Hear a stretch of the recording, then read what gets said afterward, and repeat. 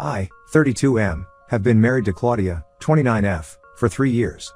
We met at my friend Tom's birthday party 5 years ago.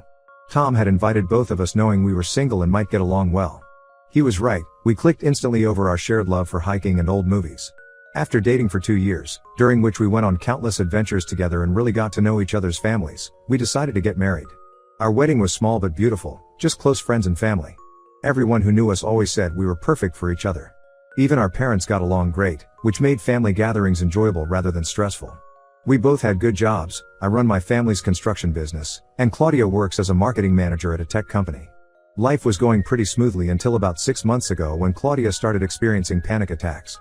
The first one happened at her workplace during a presentation. Her coworker Sarah called me saying Claudia was shaking uncontrollably and couldn't breathe properly. I rushed to her office and found her in the break room, pale and terrified. I immediately took her to the hospital where they gave her some medication to calm down. The doctor suggested she should see a psychologist to understand the root cause of these attacks. I spent the next few days researching psychologists who specialized in anxiety disorders. Several names came up, but Dr. James Peterson, 34M, had the best reviews online. He had his own clinic downtown and specialized in treating anxiety and panic disorders. His website showed impressive credentials, a doctorate from a prestigious university and several published papers on anxiety treatment. Claudia started seeing him twice a week, Tuesdays and Thursdays after work. Initially, everything seemed normal. She would come back from her sessions looking relieved and would tell me how Dr. Peterson was helping her understand her anxiety better. She said he was teaching her breathing techniques and helping her identify her anxiety triggers. But things started changing about 2 months into her therapy. Claudia became increasingly distant. She stopped sharing details about her sessions, saying Dr. Peterson had emphasized the importance of keeping therapy discussions private. While I understood the need for confidentiality, something felt off about how secretive she had become. Then she started staying out late, claiming her sessions were running longer than usual. Sometimes she wouldn't return until 9 or 10 p.m. When I texted asking if she wanted me to pick her up, she would say she was getting dinner with a friend or had to work late. This was unusual because she had always let me know her plans in advance. When I expressed concern about these late sessions and her vague explanations, she became defensive and accused me of being controlling. She said Dr. Peterson had helped her realize how I was suffocating her with my overprotective nature. According to her, my concern about her whereabouts was a sign of my need to control her movements. This accusation shocked me because I had always supported her independence. Throughout our relationship, I encouraged her to pursue her career goals and maintain her social life. I never questioned her girls' nights out or business trips. In fact, I often pushed her to spend more time with her friends, knowing how important those relationships were to her. Things escalated when she started claiming I was emotionally abusive. She said Dr. Peterson had pointed out how my behavior pattern showed signs of manipulation and control. Apparently, by always being there for her during her panic attacks instead of letting her handle things herself, I was making her dependent on me. She said Dr. Peterson helped her see how I used her anxiety to keep her reliant on me. Her accusations hurt me deeply. I started doubting myself, wondering if I had unknowingly been controlling. I spent hours analyzing our past interactions, trying to identify instances where I might have been manipulative. But when I looked back at our relationship objectively, I couldn't find any patterns of controlling behavior. I discussed this with our close friends, particularly Tom, who had known both of us since before we started dating. They were equally surprised by Claudia's claims, saying they had always seen me as a supportive husband. Claudia's behavior became more erratic. She started going out on weekends without telling me where she was going. When I called to check if she was okay, she would either not pick up or snap at me for tracking her movements. She changed her phone password and started keeping her phone face down always. She would take calls in another room and quickly end conversations when I walked in. One evening, while she was in the shower, her phone kept buzzing with notifications. Worried that it might be work-related, she was expecting an important client email. I checked her phone. What I saw made my blood run cold. There were intimate messages from Dr. Peterson. They had been seeing each other outside therapy hours for weeks. The messages revealed they had been meeting at hotels and restaurants, far from his clinic to avoid being seen. I felt physically sick reading their exchanges. The man who was supposed to help my wife was taking advantage of her vulnerable state. Their messages showed how he had gradually manipulated her, first by making her doubt our marriage, then by positioning himself as her savior who truly understood her needs. Instead of confronting them immediately, I decided to gather more evidence. I needed solid proof in case things got ugly. Meanwhile, Claudia continued with her accusations. She told our friends and family how I was trying to control her life and how Dr. Peterson had helped her see the truth about our marriage. Some people actually started believing her, which made me feel even more isolated. My friend Mark, who works in IT, suggested installing a tracking app on her phone to gather evidence. Although I felt guilty about invading her privacy, I knew I needed concrete proof. The app revealed that instead of attending therapy sessions twice a week, she was meeting Dr. Peterson at various hotels and restaurants across town. I also discovered she had opened a separate bank account and was transferring small amounts regularly. When I checked our joint account statement, I found regular withdrawals that coincided with her supposed therapy sessions. She was paying for their hotel stays using our joint account. Last week, she told me she needed space to figure things out and suggested we should separate for a while. She claimed Dr. Peterson had advised her to distance herself from toxic relationships to help with her anxiety. That's when I realized she was planning to leave me for him. I haven't confronted her yet. I'm gathering all the evidence, messages, hotel receipts, bank statements, and location history. I plan to report Dr. Peterson to the medical board for his unethical behavior. I have also contacted a divorce lawyer to understand my options. I feel betrayed not just by my wife but also by someone who was supposed to help her. The worst part is that she's using mental health as an excuse to justify her affair. I don't know how to confront her without making her panic attacks worse, but I also can't continue living this lie. Update 1: After gathering all the evidence, I finally confronted Claudia last Thursday. I had spent days organizing everything: screenshots of their text messages going back 3 months, hotel receipts from 6 different hotels, location histories showing their regular meetups, and bank statements showing withdrawals that perfectly matched their hotel stays. I also had screenshots of their intimate conversations where they discussed their future plans together. I chose a time when I knew she wouldn't have work the next day. After dinner, I asked her to sit down as we needed to talk. She initially seemed annoyed, probably thinking I was going to bring up her late nights again. I started by showing her their text messages. Her face went pale immediately.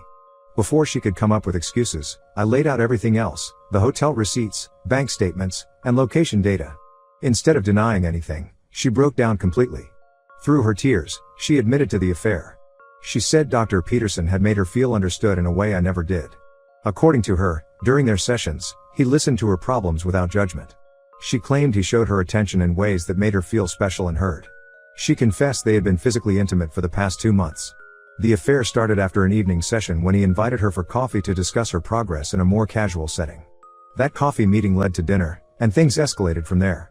She said he made her feel young and desirable again, though I couldn't understand this as we're practically the same age. What infuriated me most was learning that her accusations about me being controlling and abusive were actually scripted by Dr. Peterson. He had systematically convinced her that my supportive behavior was actually a form of control. He planted ideas in her head during their sessions, suggesting that my concern during her panic attacks was actually manipulation to make her dependent on me. I immediately reported him to the state medical board, submitting all the evidence I had gathered. I also contacted his workplace and sent them copies of their text messages and hotel receipts. The clinic where he practiced was shocked. Apparently, he had painted himself as a dedicated professional who often worked late to help patients. They immediately suspended him pending investigation. After consulting with my lawyer, I filed for divorce citing adultery. The lawyer said the evidence I had gathered would make the divorce proceedings straightforward. When Claudia realized I was serious about divorcing her, she completely changed her tune. Suddenly, she wasn't the confident woman who had been accusing me of being controlling. Instead, she tried to blame everything on Dr. Peterson. She claimed he had gradually manipulated her into the affair. According to her, he would use their sessions to point out problems in our marriage, many of which she hadn't even considered before. He apparently told her that her panic attacks were a result of suppressed dissatisfaction with our relationship. While he might have manipulated her, it didn't excuse her actions or the horrible lies she spread about me. The most painful discovery was learning about the extent of lies she had told her family and friends. She had told her sister that I monitored her phone calls. She told her parents that I controlled our finances, despite the fact that she had access to all our accounts. She even told some friends that I had threatened to use her panic attacks against her if she ever tried to leave me. The lies were detailed and calculated, clearly designed to build a narrative of abuse to justify her affair. I decided to clear my name. I sent her family and close friends copies of the evidence I had gathered, along with a detailed email explaining everything. Many called to apologize for believing her lies. Her sister, who had been particularly cold to me in recent weeks, broke down crying when she called to apologize. To my shock, after I reported Dr. Peterson to the medical board, several other patients came forward with similar stories. 2 women reported he had tried to initiate romantic relationships with them during therapy. Another said he had suggested meeting outside of therapy hours to discuss her progress more comfortably. The medical board is now investigating all these claims. They've scheduled a hearing next month where I'll need to testify. My lawyer says given the pattern of behavior with multiple patients, Dr. Peterson will likely lose his license. He apparently violated multiple ethical guidelines, including having sexual relationships with patients and deliberately manipulating them for personal gain. Meanwhile, Claudia has been desperately trying to save our marriage. She shows up at my workplace, sends long texts about how sorry she is, and has even gotten her parents to plead her case. She keeps saying she made a huge mistake and wants to work on our marriage. But I can't get past her betrayal, especially how she tried to destroy my reputation to cover up her affair. The trust is completely broken. I've moved out of our house and am staying with my brother for now. I've blocked Claudia on everything except email, which I keep open only for divorce-related communication.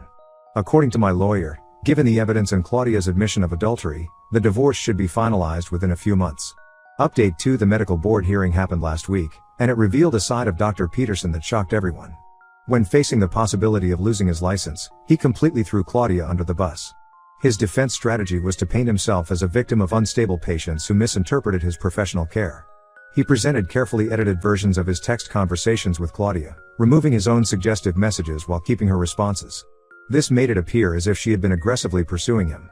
He claimed that Claudia had developed an unhealthy attachment to him during therapy and had threatened to ruin his career if he didn't reciprocate her feelings. He even brought in his office secretary as a witness, who testified that Claudia often showed up unannounced at the clinic. Of course, this was technically true, but only because he had asked her to come outside appointment hours. I had text messages proving this, which my lawyer presented to the board. The hearing took an unexpected turn when other victims testified. 3 former patients shared similar stories about how Dr. Peterson had manipulated them during vulnerable periods of their lives.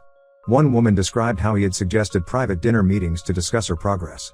Another revealed he had tried to kiss her after a therapy session. Dr. Peterson's response to these testimonies was cold and calculated. He tried to discredit each woman, suggesting they were emotionally unstable and had misinterpreted his professional concern. He even brought up their mental health histories, trying to paint them as unreliable witnesses.